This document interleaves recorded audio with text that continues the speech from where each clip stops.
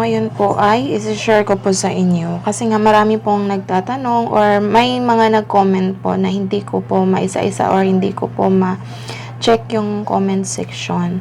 So, ayan, ngayon po ay i-check po natin yan. Okay, the money with the clip has been received. So, meaning, nag-transfer po sila or nagpadala sila sa GCash gamit ang money with the clip. Okay, so i-open muna natin yung GCash account.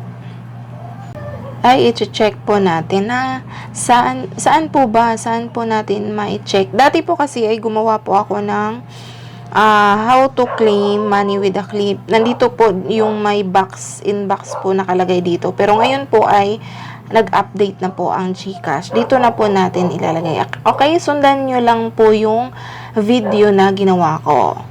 Ayan. So, click natin yung inbox. O, nakita nyo, claim your money with a clip. So, paano po i-claim ang money with a clip na may nagpadala sa inyo? So, i-open nyo lang po yan. Ayan. Ayan. You have received money with a clip from, ayan, number, claim it now, expire, and will be returned to the sender on. Bali, kapag hindi po ninyo na-claim agad, ay mari-return po ito. Kumbaga, kung sa sulat po ay return to sender. Okay, kailangan po mapansin po natin. Okay, i-click lang po ang open clip. Ayan.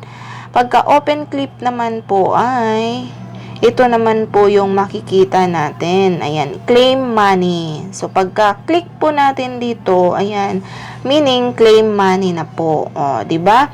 So, ito pong pangalan, send you money, have a great day. Ito, 5 pesos. Sinubukan ko lang po para may magawan po ako na video. Okay? Ayan. Tapos, i-check po natin doon sa transaction.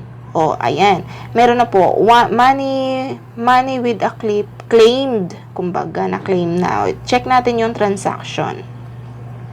O, diba, may na-add na po na 5 pesos dito from claiming po natin from money with a clip. So, again, highlights po, paki-advise na lang po sa mga magpadala sa inyo na, like dito, diba, dito tayo magsisend.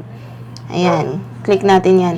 Huwag po dito sa send with a clip magpindot. Dito po tayo sa express send. Para po malaman at saka para hindi po natin makaligtaan, lalong-lalo na busy po tayo, tapos nagbayad, lalong-lalo na po sa mga seller, nagbayad yung customer gamit ang send with a clip, tapos si seller hindi alam, basta nagbigay lang ng screenshot or reference number, si seller na naipadala na, pero hindi pa dumating, hindi pa napunta sa fund natin, kasi kailangan pa natin i-claim with from send money a clip, yung ginawa ko kanina sa pag-claim, okay? So, advise po natin sila na dito po magpindot sa express send para automatic yung fund po ay mapupunta po sa ating dito po sa wallet balance natin. Okay, yan lang po. Sana po ay makatulong at i-share nyo na lang po sa mga kakilala nyo. Thank you and God bless.